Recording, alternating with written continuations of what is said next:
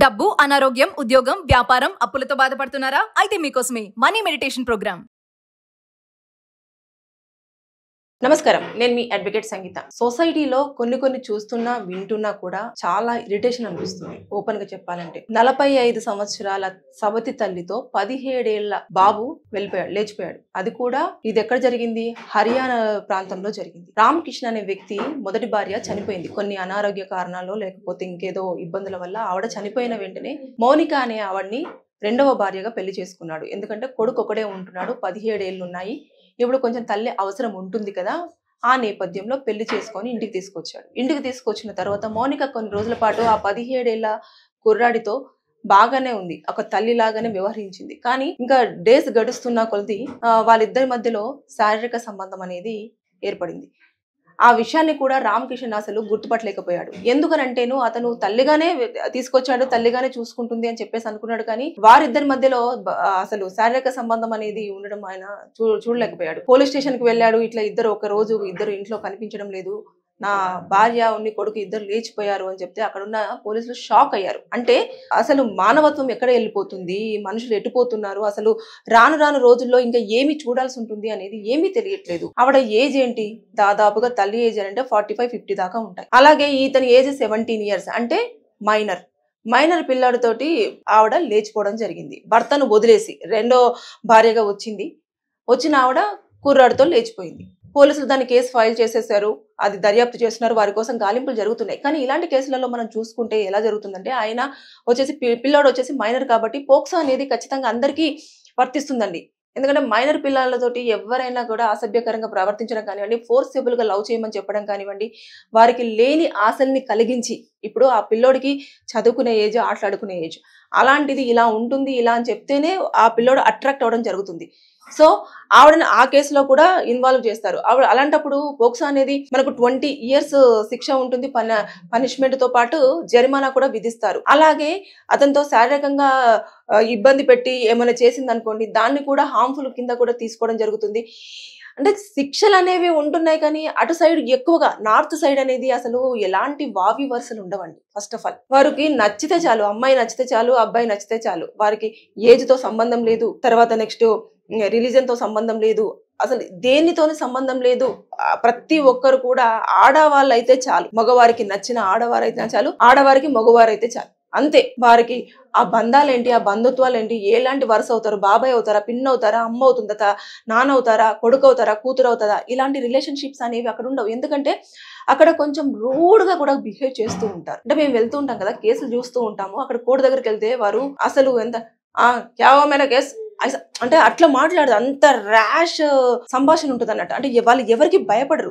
అది అక్కడ ఉన్న నేచరో లేకపోతే వారికి ఇప్పటికీ కూడా అక్కడ పటేల్ అనే భాష మనం వింటాం. అంటే ఎప్పుడెప్పుడో పటేల్లో ఉండేవాళ్ళు, అంటే వారు వానికి ఇంత కొంచెం తక్కువ జాతి వాళ్ళని ఇంకెక్కువగా అంటే బ్యాడ్ గా ట్రీట్ చేయడం కానీ ఇలాంటివి ఇంకా అక్కడ మనం ఇప్పటికీ చూస్తూ ఉంటాం. మనది ఇంత అభివృద్ధి చెందుతూ ముందుకెళ్తున్నాం, కానీ అక్కడ మాత్రం అలాంటివి ఇంకా నడుస్తూనే ఉన్నాయి. ఇవన్నీ మనము అసలు ఎలా తీసుకోవాలో కూడా ఏమీ తెలియట్లేదు. ఆ చిన్న పిల్లోడికి అలా మాయమాటలు చెప్పేసి ఎలా తీసుకెళ్ళిందని. ఇలాంటి కేసులలో చూసుకుంటే ఆవిడ్ని కోర్టుకు తీసుకొచ్చిన తర్వాత ఖచ్చితంగా ప్రతిదీ అడగడం జరుగుతుంది. అంటే పిల్లాడు నిజంగానే మనస్ఫూర్తిగా ఇలాంటివి చేశాడా, లేదంటే అతనికి ఇంకా ఏమైనా మొబైల్లో కూడా అవి చూపిస్తుంటారు కొన్ని వీడియోస్, వాటి కింద కూడా వేరే కేసు కూడా ఫైల్ అవ్వడం జరుగుతుంది. అంటే దాని కింద ఒక కేసు అవుతుంది, పిల్లోని తీసుకెళ్లిన కింద ఒకటి అవుతుంది, పిల్లోడు మైనర్ కింద ఒక కేసు అవుతుంది. ఇలాంటివన్నీ కేసులు తీసేసుకుంటే ఆవిడ దాదాపుగా పనిష్మెంట్ తీసుకునే అవకాశాలు ఉంటాయి. ఒకవేళ పిల్లోడు కనుక మేజర్ అయి ఉంటే వాడికి ఎంత 17 సంవత్సరాలు, అమ్మాయి 45 నుంచి 50 సంవత్సరాల మధ్యలో ఉంటుంది. తల్లి ఏజర్ అంటే ఇంకా ఆల్మోస్ట్ ఆల్ కిషన్ అనేవాడే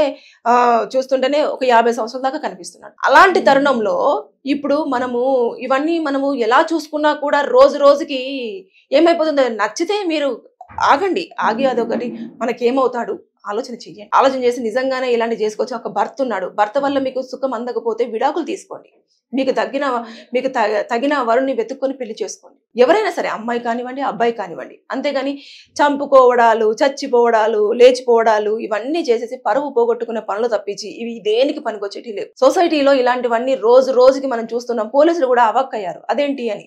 తల్లితో కొడుకు లేచిపోవడం ఏంటి అంటే, స్వంత కొడుకు కాకపోతే ఇంకా లేచిపోతారా? ఇలాంటివి ఉన్నాయి అన్ని. అంటే సొసైటీలో ఇవే నడుస్తున్నాయి అన్నట్టు. నాకు పుట్టలే కదా, నాకెందుకు నిజంగా కొడుకు అవుతాడు, నిజంగా నాకు తెలిసిన వాళ్ళు కాదు కదా, సో వాళ్ళతో మనం రిలేషన్షిప్ పెట్టేసుకోవచ్చు, మా అమ్మ తమ్ముడు కాదు కదా, వాడితో కూడా రిలేషన్ పెట్టుకోవచ్చు. అంటే ఇలాంటివన్నీ అమ్మాయిలు ఎక్కువగా కూడా ఇంట్రెస్ట్ చూపిస్తున్నది ఈ మధ్య కాలంలో లగ్జరియస్ లైఫ్, ఎంజాయ్మెంట్. ఇలాంటి కారణంగానే అబ్బాయిలు ఎక్కువ శాతంలో బలవుతున్నారని చెప్పేసి నేను అనుకుంటున్నాను. ఎందుకంటే కేసులు కూడా అవే ఎక్కువ ఫైల్ అవుతున్నాయి. అమ్మాయిలతో మోసపోవడం కానివ్వండి, అమ్మాయిలు అక్రమ సంబంధం పెట్టేసుకొని భర్తలు మోసం చేసినవి కానివ్వండి, లేదంటే భర్త ఉండగానే ఇంకొక అబ్బాయితో లేచిపోవడం కానివ్వండి, ఇంట్లోనే ఉన్న వాళ్ళతోటి ఇంకా ఇల్లీగల్ అఫైర్ పెట్టుకోవడం కానివ్వండి, ఇలాంటివి ఎక్కువగా చోటు చేసుకొని విడాకుల దాకా రావడం, లేదంటే మనుషులను చంపేయడం, చచ్చిపోవడం దాకా చోటు చేసుకుంటున్నాయి. సో ఇవన్నీ దృష్టిలో పెట్టేసుకొని మీరు ఏదన్నా కేసులు ఉంటాయి, కేసులు అనేది మీరు పరీక్షించండి. కోర్టులో ఒకసారి దొరుకుతాయి. ఇప్పుడు ఇవన్నీ సర్వసాధారణంగా అయిపోయినాయి అని చెప్పేసి అనుకుంటున్నారు, కానీ కోరికని చంపుకోవడం అనేది చాలా మేజర్ థింగ్. సో మీకు కోరిక వస్తే హస్బెండ్ ఉంటారు, హస్బెండ్ తో మాట్లాడుకోండి, వైఫ్ ఉంటారు, వైఫ్ తో మాట్లాడుకోండి. చిన్న పిల్లల్ని మాత్రం 80% బలి చేయకూడదు. వారి ఏజ్ అనేది చాలా క్రూషియల్. ఆ ఏజ్ లో వాళ్ళు చదువుకోవాలి, లైఫ్ లో సెటిల్ అవ్వాలనేది ఉంటుంది. సో లేనిపోనివి చెప్పేసి వారిని అట్రాక్టివ్ చేసి వారితో ఇల్లీగల్ అఫైర్ పెట్టేసుకుంటే దాన్ని పెళ్లి కింద ఎవరు కన్సిడర్ చేయరు. అలాగే వారితో ఉండండి అని చెప్పేసి కూడా ఎవరు చెప్పరు. ఎందుకంటే ఏజ్ క్రైటీరియా చూసుకున్నా సరే ఒక కొడుకు వరుస అయ్యే వ్యక్తితో ఇలా చేస్తున్నారు కాబట్టి ఆ పర్సన్స్ అని. సో ఇలాంటి కేసులు చాలా సర్వసాధారణం అయిపోయినాయి. ప్రతి ఒక్కరు కూడా ఎక్కడైనా ఇలాంటివి జరిగితే పోలీస్ స్టేషన్లో కంప్లైంట్ ఇవ్వండి. చిన్న పిల్లల్ని ఎవరైనా హరాస్ చేసినా, చిన్న పిల్లలతో ఎఫ్ఐఆర్ పెట్టుకున్నా, చిన్న పిల్లల్ని ఎక్కడి నుంచెలైనా తీసుకొచ్చేసినా, అంటే ఇప్పుడు వాళ్ళు అక్కడి నుంచి పారిపోయారు, వేరే ఏదో ఒక ప్లేస్కి వెళ్తూ ఉంటారు కదా, వెళ్ళిన తర్వాత ఏజ్ గ్రూప్ ఉన్నప్పుడు వీతను నాకు అన్నప్పుడు మీరు కనుక్కోండి ఏజ్ ఏంటి, ఎలా ఏంటి అని కనుక్కొని పోలీసులకు మీరు కనుక కంప్లైంట్ ఇస్తే వారిని కాపాడిన అవకాశం ఉంటుంది. మీరు కూడా వారికి హెల్ప్ చేసిన కిందికి వస్తారు. చట్టాలు ఎప్పటికప్పుడు మారుతూనే ఉన్నాయి, శిక్షలు వేస్తూనే ఉన్నాయి, జడ్జిమెంట్స్ చేంజ్ అవుతూనే ఉన్నాయి. అయినప్పటికీ కూడా ఇలాంటివి ఏదో ఒక చోటు జరుగుతున్నాయి. నార్త్ సైడ్ లో మాత్రం కోకొల్లలు మనము చూసుకుంటే ప్రతి ఒక్క వీధిలో ఇది మనకు కనిపిస్తూనే ఉంటుంది. అంటే మగవారు ఆడవారిని చాలా చీప్గా చూస్తారు అక్కడ. అందువలన ఇలాంటివి ఎక్కువగా చోటు చేసుకుంటున్నాయని చెప్పేసి మనం అనుకోవచ్చు. సో ఏదేమైనా సరే ఇదైతే చాలా అసలు అది మనం చెప్పుకోలేని విషయం. 45 నుంచి 50 సంవత్సరాల ఆవిడ 17 ఏళ్ల కుర్రాడు, అది కూడా కొడుకు వరుస అయ్యే అతనితో లేచిపోతే తండ్రి అలాగే భర్త వరుస అయ్యే ఆ పర్సన్ యొక్క మానసిక స్థితి చూడండి. అంటే పెళ్లి చేసుకొని కొడుక్కి తలనిద్దాం అనుకున్నాడు, అలాగే తనకొక వైఫ్ ఉంటుంది కదా తోడు అని చెప్పేసి అనుకుంటే ఆవిడకి కావాల్సింది ఆవిడ తీసుకొని ఇంట్లో నుంచి వెళ్ళిపోయింది. ఈ రోజుల్లో మన వ్యక్తి మనవారు అనుకోవడం అనేది కరువయిందని చెప్పేసి మనమైతే చూసుకోవచ్చు.